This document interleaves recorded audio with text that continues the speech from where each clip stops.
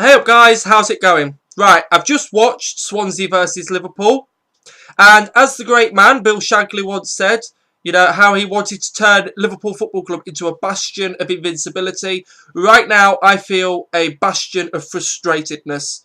Literally, so frustrated, guys. For me, this was such a fantastic opportunity to put clear water between ourselves and Arsenal, Spurs, United, City, Chelsea, Everton. We could have gone 3 points clear of Spurs today and Arsenal, 5 clear of City, United, Chelsea, 6 clear of Everton. Now, okay, I think perhaps we're all getting a little bit ahead of ourselves. Liverpool are not expected to win the Premier League. We're not expected to win it at all. Fourth is what we've identified as, a great position for us this season, guys. So fourth place is what we would, be happy with, given that we've not had Champions League football for the last few years. So perhaps people are getting a bit ahead of themselves, and Swansea is a very difficult place to come to. It really is. No sides left with maximum points out of United, Chelsea, City and us last season, against Swansea. And although United did it the opening game of the season, Swansea have progressively got better over the last couple of games, as they've shown in the Premier League up to now. So Swansea is not a bad result to go and get a 2-2 draw there. On paper, that's not a bad result. Obviously, we wanted the win, guys, and I can't help but feel when you score 2 goals away from home, you want the 3 points. If you keep a clean sheet, guys, or you concede 1 like we did in the first half, you can get the 3 points away at sides like Swansea. And for me, it was very disappointing to concede 2 goals in this game. I think that was the most disappointing aspect of it, the fact that we've conceded 2 goals. That said, you look at it, guys, and on the basis of the second half performance, we really didn't deserve anything other than a draw. Should I say we didn't deserve anything more than a draw? Realistically, when you're honest and you don't look at it through rose-tinted glasses, we really didn't deserve more than a draw. To be honest, guys, I think for us, it all fell to pieces after Philip Coutinho was taken off after 52 minutes and replaced by Iago Aspas. Now, I'm going to talk about a little bit about Aspas later. Now, I firstly want to talk about the positives, guys. Daniel Sturridge, again, netted for us. It's 4th Premier League goal in 4 games.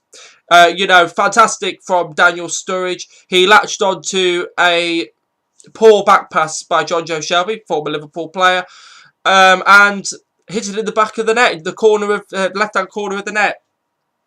So, again, another goal for Daniel Sturridge. It will do great wonders for his confidence. Philip Coutinho, before he got injured, he had a very good performance for us, guys. Created a lot of fantastic runs. As we call him, he's our Brazilian magician. And he really was very good in this game. And we were a shadow of ourselves once he was taken off through injury, guys. We really were. We struggled. He suffered a horrible tackle by Ashley Williams, which in most circumstances, guys, if it had been any other player, you would regard it as a potential red card because it was sort of knee high. Now, I wouldn't say, okay, now I'm not going to say red card. Forget it. At the end of the day, it was just a poor tackle. Poor tackle by Ashley Williams, and it injured Philip Coutinho. And we really struggled when he went off. Iago Aspas, for me, guys, is really struggling to adapt to the physicality of the Premier League. While he came on, to be honest, it was like we were playing with 10 men, guys, for the last half an hour. He didn't offer us a great deal. He couldn't hold the ball up. He couldn't maintain possession. It's, I've every faith that he will get better and that he can adapt. But at this moment in time, he's not there. So, I wouldn't play Iago Aspas in the starting 11, for example, guys. And I think it's quite clear that Victor Moses has come in to replace him. On the subject of Victor Moses, he scored a goal on his debut after 39 minutes. Fantastic goal. Again, people are going to say it was an error from Jonjo Shelvey, but it doesn't matter. He pounced on the loose ball and put it away, from the edge of the box. Fantastic goal for Victor Moses. It was good to see Daniel Sturridge and Victor Moses both scoring for us.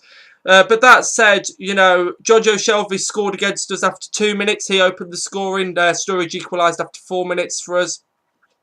But Jonjo Shelvey, it was a case of him being a bit of a thorn in our sides. It was sort of good and bad. misplaced a few passes, helped us in that respect, and then in other respects, you know, scored a goal for us, and then floated a lofted pass on 63 minutes into the box, into Michu's path, which he put in the bottom right-hand corner from where Mignolet was standing on his right. You know, and so the game ended 2-2. Really, guys, this is it's the sort of game where it's a case of what might have been. Jordan Henderson was fantastic. Jordan Henderson, for all those critics, guys, for everyone that is a critique of Jordan Henderson, believe me now, he will become world class. Right? You can take your views on him. You know, you can view him negatively if you wish. People said the same about Lucas, but I'm saying it now. Jordan Henderson has all the makings of a world-class player. He has been very, very good for us so far this season. If people really want him to make way, I'm baffled. He is a really good player, guys, and for me, he's held that midfield together almost. You know, he's played above himself almost at the start of this season. I'm really impressed by him. He had a couple of fantastic turns today as well that were just so un-Jordan Henderson-esque almost, you know. It was a really good performance from him. I think he can be happy with his performance. I think Steven Gerrard played well. I don't think Lucas offered enough protection for our back four today. I think he struggled. He gave away a few cheap free kicks outside the box. You know, it was disappointing, guys, really. You know, we were out-muscled in midfield, especially in the second half. The first half, we were very good. We really were. We led 2-1 at half-time. We were very decent in the first half. We looked good. But, guys, fitness is a real issue. We kept dropping off in the second half. I don't know what it is, but in all the games so far, from about 60 minutes, guys, we've looked knackered. Literally, we've looked so knackered. It's been unbelievable. We just look like we've got zero energy levels. Like, you know, seriously, I'm not even exaggerating. I wish I was. I don't understand it either, guys. We've had a 2-week international break. I think it's almost inexcusable, to be honest. It's really bad that our players are looking knackered after an hour. Now, I just want to go back to it again. You know, 2-2 is not a bad result. And I don't want people to think that, for those that haven't seen the game, that Simon Mignolet suddenly had a bad game because he conceded 2 goals. He pulled off a few fantastic saves today. You know, he really did. He pulled off, you know, an amazing save from the free kick of Guzman in the second half on 86 minutes after Michu had dived outside the penalty area, you know, over on the left-hand side. And it was a fantastic save from Mignolet. He produced fantastic saves in the first half as well. So, do you know what I mean? I think that you'd be very wrong to think that Mignolet had a poor game. For Mamadou Sakho, on his debut, you know, he threw in a few wild tackles, a few, you know, lunges and so on. And I think that it's going to take him a few games to adapt to the Premier League, like any other player. You know, it's clear that he's a quality player. And at £18 million, you know, I think that he'll get better and better for us. It's going to take some time for the guys to gel in and for them to bed in and, you know, to make that perfect back four partnership, you know, which is what we need. We need a back four line, guys, that are in, you know, fluid connection with each other, you know, good communication. And today we didn't really have that. We missed Danny Agger, you know, we really did. We missed him and we missed Glenn Johnson. Andre Wisdom, for me, just can't cut it at this level. For me, he should not be playing in any more Premier League games. I said it before the match. I said against County, against, you know, against Celtic. He was awful, and he really is. He's only young, guys. I don't want to criticise him too much, but he's not Premier League standard. And the sooner that Martin Kelly gets fit again, the better, as far as I'm concerned, because he is a more than adequate replacement for Glenn Johnson should he get injured. But we really missed him. We missed Glenn Johnson. We missed Danny Agger. Martin Skirtle was decent.